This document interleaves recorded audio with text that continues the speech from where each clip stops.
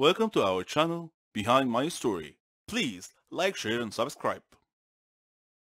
Hello everyone, I'm Lauren. Did you ever wonder what it would be like to have your life completely destroyed by someone close to you? Ever thought about what you would do then? I didn't have time to think, because that's exactly what happened to me. It all started 2 years ago. I lived a quiet life with my mom and dad and my sister. I loved my family. We were always together. We were happy until that fateful day. My dad got fired from his work, a big company. He had worked there for 20 years. The only money we had then was what he had managed to save over the years. Finding a new job wasn't easy. It was a hard time for all of us, especially my dad. He was becoming desperate. At times, he just sat there, quietly, deep in thought, and I rarely saw him smile since. One late night, we were still up waiting for him when he walked through the door. But something was different. He wasn't walking straight. It was the first time in my life seeing him drunk. I decided to take matters in my own hand. I started job hunting. I was lucky enough to find something suitable at a startup company. The pay was good enough, and the more I worked, the more I earned. I was trying my best to get our life back. I was giving it all I've got. My dad started asking me for money. I was more than happy to give him what he needed. I didn't even ask what it was for. Then he started asking for more. He came late almost every night, and he was never awake in the morning. It seemed like we hadn't talked together for ages. Then, money started disappearing from my purse. I got home from work one night. It had been a long day, and I was really tired. I put my bag in my room, and I went to the kitchen to find something to eat. I made myself a sandwich, then took it back to my room. But when I got to the door, I saw a shadow moving inside. I thought everyone was asleep, so I opened the door slightly and looked inside. I couldn't believe what I saw. My dad was standing over my bag, and my wallet was in his hand. He found no money in it, so he threw it on the bed and started going through my purse. At that moment, my mom came down the stairs. She had my dad's shirt in her hands and a small pack of white powder. I looked at her face. Her eyes were filled with tears. I tried to speak, but found nothing to say. My dad came out of my room. He saw us standing there. He tore the shirt and the pack from my mom's hands. He was hysterical. He started breaking things around him. Suddenly, everything changed. My mom and I were too scared to move. But then my sister came running down the stairs. He pulled her towards him and held a knife to her throat. He threatened to kill her if we didn't give him money. Without a moment's thought, I did what he asked. Things only got worse. Nothing was ever enough. He asked for more and more money, and if I refused, he'd get violent, beating up anyone in his path. I couldn't stand by and watch, so I would just give him what he wanted, until I decided enough was enough. He barged down the stairs one evening and asked for all the money I've got. I told him we had expenses to pay, the rent, school fees, but none of it mattered to him. He asked me again for the money and threatened me if I didn't do what he asked. I refused. He hit me so hard that I crashed my head against the wall and fell to the floor, bleeding. Everything went dark. My mom took me to different hospitals, and I had to do a lot of checkups and tests, but all the doctors said the same thing, that this was it. I was sentenced to live my life in darkness, never to see the light again. Bumping my head against the wall was one of the reasons, but apparently my psychological state played a huge role in my recovery. The doctors suggested that I'd be taken to a psychiatrist. My dad felt sorry for what he had done to me. He quit the drugs and alcohol, tried to be proper, but it was because of him that I was in this state. I didn't know if I could ever find it in myself to forgive him. I was torn inside. He was my dad, but I couldn't forget what had happened. I stopped talking shortly after, and he left, disappearing from our lives. No one knew where he was or what he was. A year had passed, and he came home.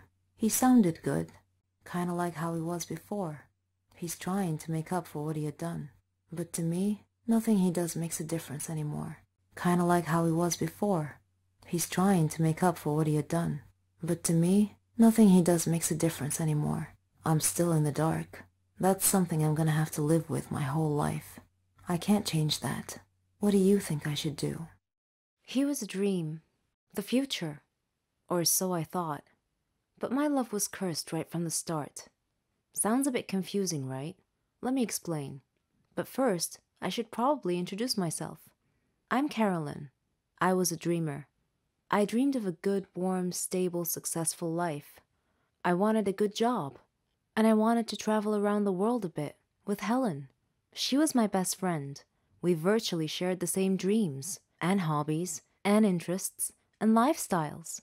We've been friends since we were kids. People often thought that we were sisters. I did too, in fact. She even got jealous if anyone tried to get close to me. Every day, Helen and I worked a little more towards our dreams. Once, when Helen and I were traveling with some of our friends, we had a problem with the hostess on the plane. A gentleman intervened and cleverly solved our problems. His name was Danny. I liked him. A lot. I thought about him often. But whenever I talked to Helen about him, she told me that he was not as amazing as I seemed to think he was. Coincidentally, I met him again at a party of a mutual friend. We talked together till daylight. I told Helen about our encounter, and she expressed her wishes that my love story would have a happy ending. I similarly told her that I hoped she would find the love of her life someday too. Everything would be okay, we figured. Then, one day, I received a letter in our mailbox. It was in weird handwriting, as if the writer had written it with a trembling hand. I opened it curiously. It said that my love for Danny would become a curse if I didn't give him up and get him out of my life. What nonsense, I thought. Whose idea of a silly joke was this? I immediately called Danny and Helen to tell them about the letter. Danny laughed, but Helen was worried and suggested that I should be careful from now on. That same day, Danny had a horrible car accident, but fortunately he wasn't hurt. A detective investigating the case determined that his car brakes had been tampered with. In another incident, a car almost hit me, but it swerved away at the last minute. When I mentioned this incident to Danny, he tried to calm me down and told me to just forget about it. He gave me a beautiful bracelet as a present and proposed. We got engaged, and I couldn't have been happier. I wanted to show the bracelet to Helen, but somehow I seemed to have lost it. I couldn't find it anywhere. Anyway, when I told Helen about his proposal, she was thrilled for me. I spent days shopping for just the right wedding dress. I was so busy with preparations that I forgot all about the ominous letter. I went to the wedding hall early to make sure that everything was ready and prepared. Helen was helping me, and Danny kept calling me to make sure I was all right. Suddenly, the lights went out. I called out to Helen, worried that she might have tripped and fallen when the lights were out. When the lights came back on, Helen had fainted, and my dress had disappeared. I screamed to the ceiling, "What do you want from me? Leave me alone!" Suddenly, Danny appeared out of nowhere and asked me what had happened. I told him then and there that we must break off our engagement, otherwise the curse the letter mentioned might injure someone or cause someone to die. Then Helen came too and tried to calm me down. She told me to go to the car and that she would get our stuff and follow me. I loved Danny and wanted to marry him, but now I was seriously worried that this curse threat might actually be real.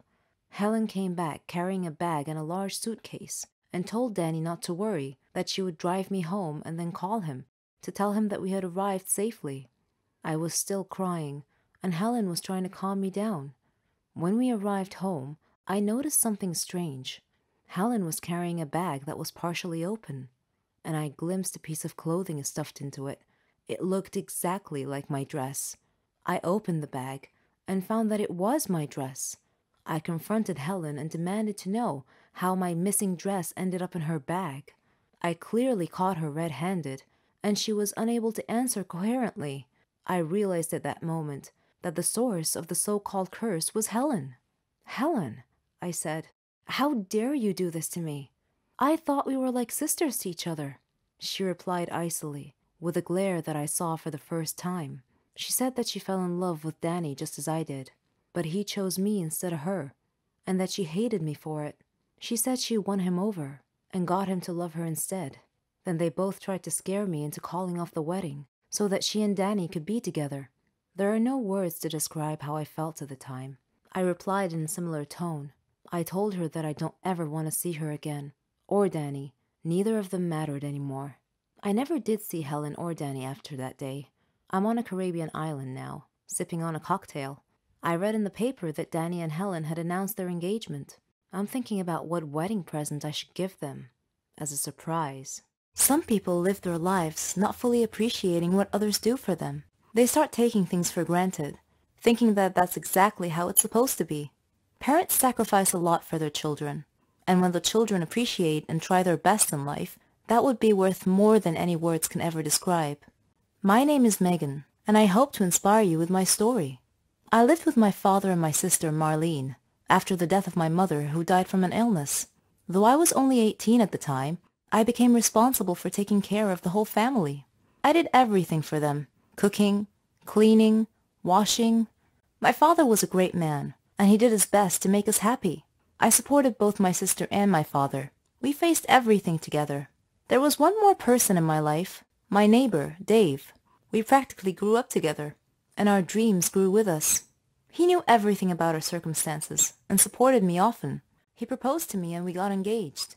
Dave chose a flat near my family so we would be close to them. That was very thoughtful of him. We got married and started our lives.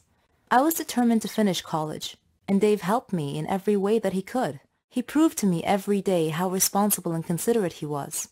One day, while cleaning the house, my heart started beating rapidly, and I couldn't breathe well. I was barely able to call out to Dave, who came immediately when he heard me cry for help. I had had this symptom before, when I was younger, but I never told my father, because I didn't want to worry him. Dave took me to the hospital, where a doctor said that I had a serious heart condition. And not just that, I was pregnant too. Pregnancy and a heart condition do not make a good combination, so we had to choose between the baby's life and mine. My father and Dave asked me to abort the child. Though they tried really hard to persuade me, I resolutely refused. I agonized a lot during my pregnancy. They were also worried for my safety. My father and Marlene left their flat to come and live with me, and Dave cut back on his working hours to stay with me. When the day came, they took me to the hospital. The doctor checked the condition and said that it was too serious, that I wouldn't be able to survive the childbirth. My family and I were shocked. I held Dave's hand and told him that I was strong enough to make it. Dave hugged me and cried. I was so afraid, but I did my best to hide it. I said to my baby, "I'm trying the best I can. I'm fighting so that both of us could have a life. Know that I love you, and I know that you'll grow up to be very successful, but you'll also be caring and kind." Our feelings are always hard to control. We are humans after all. Sometimes we do things we can't explain, just because we feel that way. I had a student named Daniel, a sweet and innocent child. I was prepared to do anything for him, but don't judge me just yet. First, let me tell you my story. My name is Jolene. I'm a 21-year-old math teacher at a primary school. I live with my sister and my mother. My house was next to the school where I work. I love teaching, and I like teaching the students in creative ways. They loved me, and I loved them. Daniel was a special student, though. Our story began at the start of the new year. It was the first day of school. I missed all my students over the summer break. I missed them so much that I stood by the door to welcome them back. Before I started my first lesson, Mr. Smith, the student affairs officer, knocked on the class door, with Daniel hiding behind his back. Mr. Smith greeted the class and asked them to greet Daniel, but Daniel was too shy and didn't move. So I went over to him to take him by the hand, but he pulled his hand away, which embarrassed Mr. Smith. I asked him to greet his classmates, so he went and he stood in front of the class and he said, "Hello, I am Daniel." Then he went and he sat at the very back of the class. He didn't talk much with the other kids. He didn't like to interact with anyone. Daniel always looked sad, and I thought to myself, he's only 8. What could possibly have made him that way? I tried to get close to him, but he resisted all my efforts. Sometimes he looked like he was hiding some big secret, and later on, I learned what it was. One night, when I was surfing the social media, I came across a horrible news story about a jealous husband killing his wife and another man right in front of his son. The child had been none other than my new student Daniel. Reading that sad story, I started understanding why Daniel was acting that way. I decided to try brightening his life a little.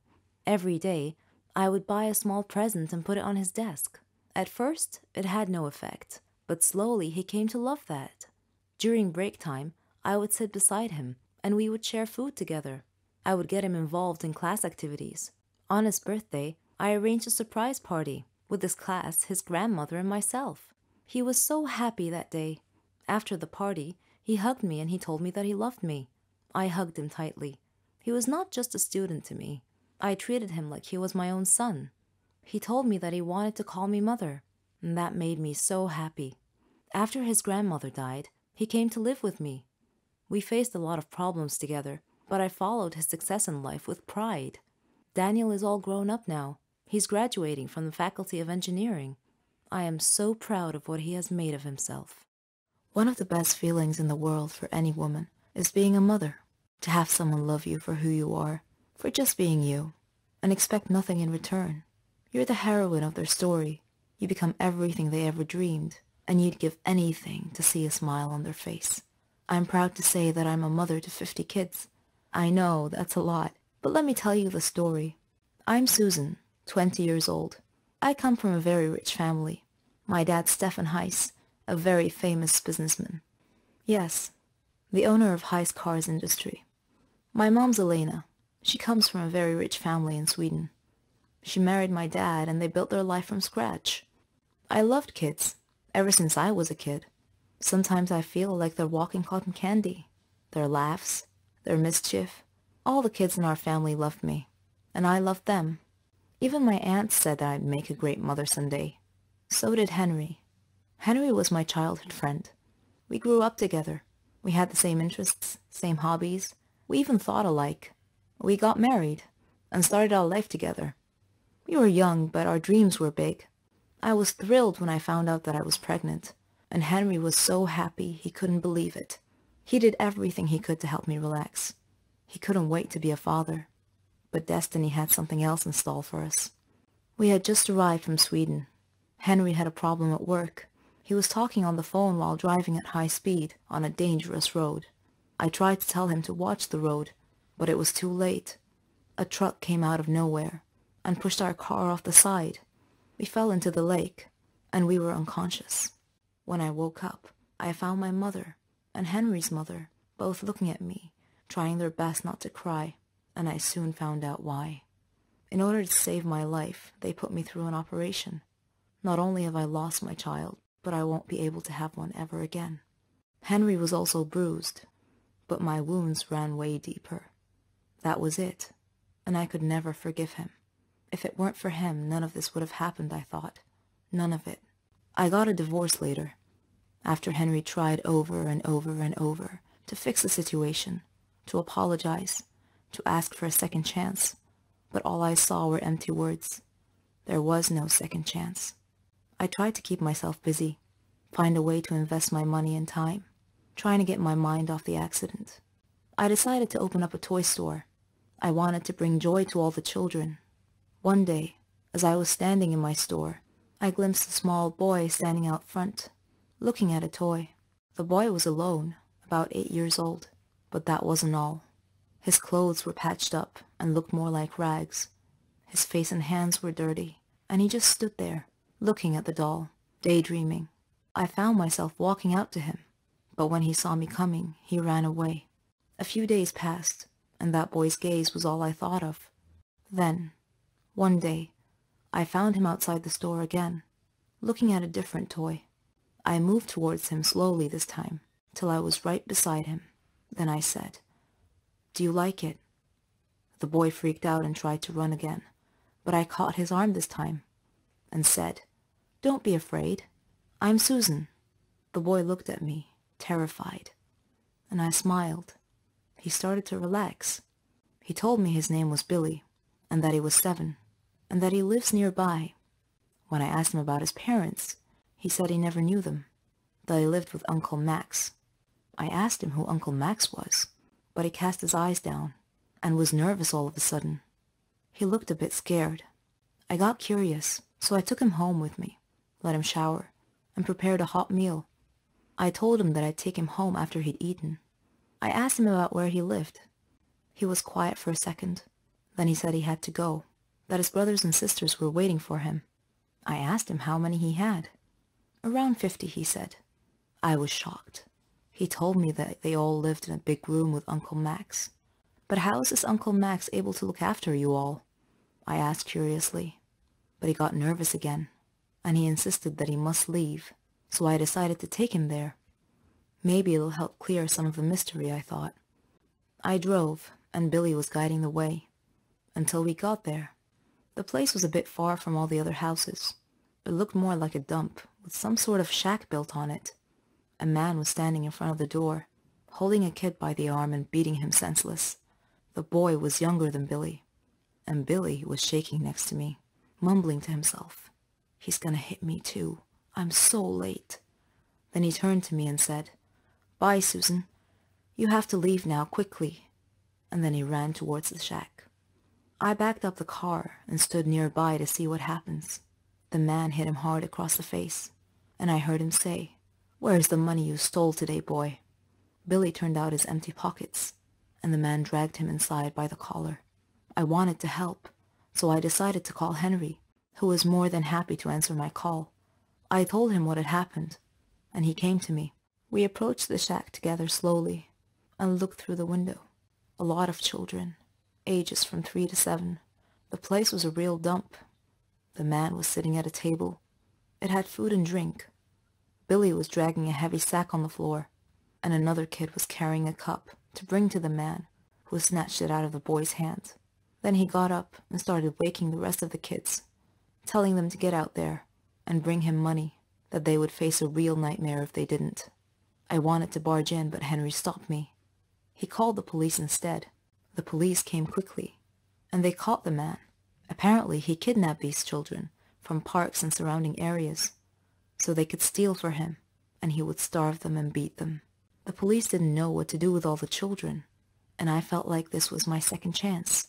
I told the police that I would build a home big enough, and I would take them all in, to give them the care and love that they deserve. And that is how I became a mother to 50 kids. We lived with a monster who knew no mercy. He would hit and insult us all the time. I wished him dead on a daily basis. He would kick me out of the house often. But as we all know, there comes a turning point in everyone's life that either ends in success or tragedy. Oh, I forgot to introduce myself. My name is Lara. I am the middle sister among 4 siblings. We lived with a cruel father, whose bad behavior had long erased any kind memories we may have once had for him. Our mother was kind, lovely, and responsible. She used to take care of us in every way, but she finally had to abandon us, because she just couldn't take any more of father's abuse. I remember the scene vividly to this very day. There was a big fight between my parents. At the end of it, mother had opened the door while holding a suitcase. We were too young to understand anything at the time. She was crying as she turned and walked out of our lives forever. We were expecting father's attitude to change after that, but it didn't. He continued mistreating and ridiculing us every opportunity he got, neglecting us completely. He gave us neither food nor clothes, only a very small amount of money to fend for ourselves. What could we do? We had to live with the situation. He would often return home drunk at midnight. Scared, we'd stay quiet in our rooms. The only bright spot in our lives was our dear brother Philip. He was father's favorite son, which caused us to depend on Philip to get anything we need, like money or other necessities. Philip was so funny. He could make us and even father laugh. He had a way with father and could usually manipulate him to protect us a little. We all loved Philip. He was the only sunshine in our miserable, gloomy existence. One day, we woke up in the middle of a stormy weather. We turned on the TV and listened to the news. It said the bad weather had spawned a huge tornado. It was heading our way. They advised people to stay inside. We all looked at each other, knowing full well that our old worn-out roof could not withstand the tornado. Philip said he needed to talk to father. After he knocked and entered father's room, we heard father shouting at Philip. Philip had a look of fear on his face. Father then shouted, "If anyone wants to fix anything at home, then he is welcome to, but I will not fix anything." Philip gasped and said, "But Dad, it's a big tornado." Father then grabbed Philip by the collar and pulled him up close, saying, "Then you go fix it." Philip was so afraid he couldn't swallow. Father dragged Philip to the backyard. He brought nails, wood, a hammer, and a long ladder. Philip was terrified when Father pushed these things at him and told him to get to work. Philip begged, "Please, Dad," but Father just shouted, "Go." Philip took the nails, the hammer, and the wood and began to climb the ladder up to the roof. The wind was howling, blowing very hard, and I had a feeling of dread that something terrible was about to happen. Father just stood there, not worried about Philip's safety at all. To calm us down, Philip looked at us, as if to say, "Don't worry, everyone. I'll be okay." There were many wires on the roof. Suddenly, a strong gust of wind caused Philip to lose his balance, and he reached out to grab onto something to keep from falling. Unfortunately, he got hold of an uninsulated wire. He screamed at once and fell off the roof. We watched, horrified, and began screaming. Father frantically rushed over to Philip's body lying on the ground. He lifted Philip's head into his arms and rocked him gently, but Philip was dead. He got electrocuted. We had never seen Father cry, but he cried a lot that day. At Philip's funeral, we all stood and looked at the photo, showing Philip smiling like an angel. Father hugged us as a group and said, "Please forgive me, kids. I'm so sorry. I didn't realize that I loved you all so much. I'm so sorry for not being a good father." We believed him. We hugged him back. He was being sincere with us for once. From that point on, he was a changed man. He gave us everything. Love, attention, money. Now we love our home and our lives. I can finally say truthfully, with all my heart, I love you, Daddy. I have been cursed, and it will haunt me for the rest of my life. It all began with a joke at first, but some jokes have serious consequences, and when this happens, your life becomes an uphill struggle. My name is Catherine. I'm 16 years old, and I live with my parents and my little sister Mara. I like music, acting, and watching action movies. I play baseball and practice ballet. I've even won a lot of prizes. I just had one problem. I like to make fun of people. It's like an addiction. I never watched what I said, nor did I care who it hurt. The kids I picked on were actually kind and gentle, but that just encouraged me even more. My friends were exactly like me. In fact, I was their leader. We walked like we owned the school. We had a classmate named Norman. He wasn't exactly what you'd call in good shape. He was quite the opposite of fit. During class breaks, my gang and I would steal his lunchbox and throw it around each other, keeping it away from him. We watched him run trying to catch us, but he'd stop halfway. The extra weight didn't help him, and he'd quickly run out of breath. Whenever he entered the classroom, we would surprise him by throwing old, musty vegetables and fruits at him. Norman tolerated our teasing. He didn't seem to mind much. But then, one day, a joke went a bit too far. We conceived an evil plan. We told him that there was going to be a photo contest, and the person who makes the funniest pose wins. Norman was so gullible that he believed us. He actually gave it some thought. Then he posed for us. We did our best not to burst out laughing while we took pictures for him. The next day, when he came to school, Norman discovered that his photo shoot pictures had been posted all over the classroom walls, and the kids were laughing, writing comments all over the place. Norman was mortified, and he looked around at his classmates' faces. They were all laughing and pointing at him. Norman started crying, and his nose started bleeding. Then he fainted. A teacher had to call an ambulance to take him to the hospital. I certainly didn't expect that to happen. We knew that Norman would get so fatigued sometimes and leave school for the rest of the day, but we didn't know that he had a medical condition, and I felt deep regret. The curse that I spoke of earlier began when a girl named Naomi joined our class as a new student. On her first day, our teacher brought her in and introduced her to us. She sat at the desk, at the very last row. I noticed that she was always looking at me in a strange way, and I wondered why. She looked at me with disdain, and I couldn't figure out why. It was my first time meeting her, after all. I avoided her, mainly because her looks made me feel uneasy, and whenever my gang wanted to make fun of her, I told them to leave her alone.